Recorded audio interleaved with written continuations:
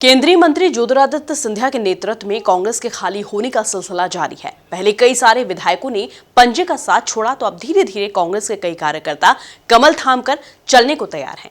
कुछ इसी तरह से एक बार फिर से देखने को मिला जब बमोरी विधानसभा में ज्योतिरादित्य सिंधिया और पंचायत मंत्री महेंद्र सिंह सिसोदिया की मौजूदगी में 1000 से ज्यादा कार्यकर्ताओं ने कांग्रेस को बाय बाय कह दिया।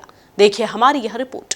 कांग्रेस से कार्यकर्ताओं का मोहभंग होना जारी है। ज्योतिरादित्य सिंधिया का जमकर चल रहा जादू। एक बार फिर 1000 कार्यकर्ताओं ने छोड़ी कांग्रेस।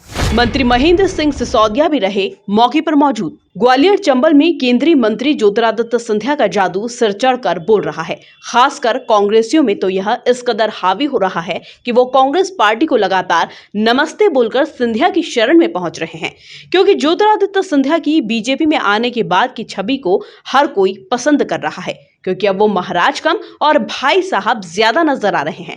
इसी का नतीजा एक बार फिर से देखने को मिला जब बमोरी विधानसभा में ज्योतिरादित्य सिंधिया की मौजूदगी में 1000 से ज्यादा आदिवासी कार्यकर्ताओं ने बीजेपी का दामन थाम लिया। इस दौरान मंत्री महेंद्र सिंह सिसोदिया ने बीजेपी में आए कार्यकर्ताओं की जमकर तारीफ की और कहा कि पिछली बार जरूर इनसे गलती हुई थी, लेकिन अब की बार इन्होंने महाराज के साथ आकर हमारा दिल जीत लिया है। ज्योतिरादित्य सिंधिया जी मंच पर उपस्थित हमारे भारतीय जनता पार्टी के जवान अध्यक्ष आदरणीय गजेंद्र सिकरवार जी, हमारे गुना के विधायक आदरणीय गोपीलाल जी, हमारे मंच पर उपस्थित वर्षों से हमारे साथ थे, किंतु जब पिछला चुनाव हुआ किन्हीं कारणों से बह गए और मुख्य धारा से दूर हो गए। मगर मुझे मालूम था, जैसे हमारे देवा भाई बैठे हैं चाकरी वाले, मुझे मालूम था कि एक दिन लौट के वापस जरूर आएंगे, क्योंकि इनके दिल में महाराज के प्रति अथाह प्रेम और अथाह श्रद्धा का भाव है। कांग्रेस से बीजेपी में आए आदिवासी कार्यकर्ताओं को ज्योतिरादित्य सिंधिया ने भी संबोधित किया और कहा कि बमोरी क्षेत्र से उनका नाता बचपन से जुड़ा हुआ है और वो कभी भी आदिवासियों के साथ अत्याचार नहीं होने देंगे।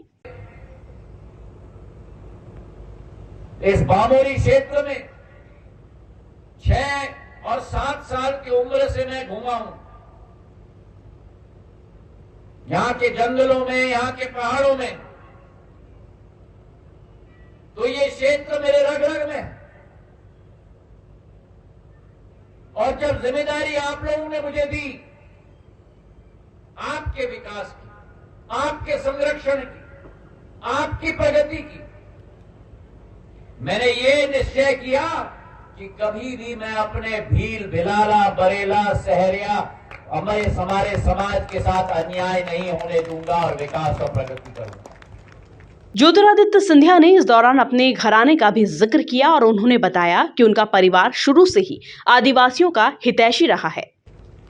मुझे याद है 15 साल पहले की कहानी,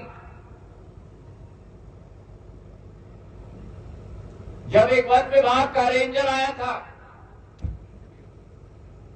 और उसने हमारे आदिवासी भाई बहनों को, भील और बरेला आदिवासी भाई बहनों को अपने जमीन से खदेड़ दिया था। महेंद्र सिंह सिसोदिया जी के साथ हम वहां पहुंचे थे। आज 15 साल बाद भी मैं उस गांव का नाम याद है मुझे, डिगडोली, और मैंने वहां कैंप लगवाया। लगता है कि ज्योतिरादित्य सिंधिया का कारवां रुकने का नाम नहीं लेगा, क्योंकि जिस तरह से वो लगातार कांग्रेसियों की संख्या कांग्रेस में कम करते चले जा रहे हैं, तो वहीं दूसरी तरफ उनकी ताकत का एहसास भी करवा रहे हैं। ब्यूरो रिपोर्ट, MP न्यूज़, गुना।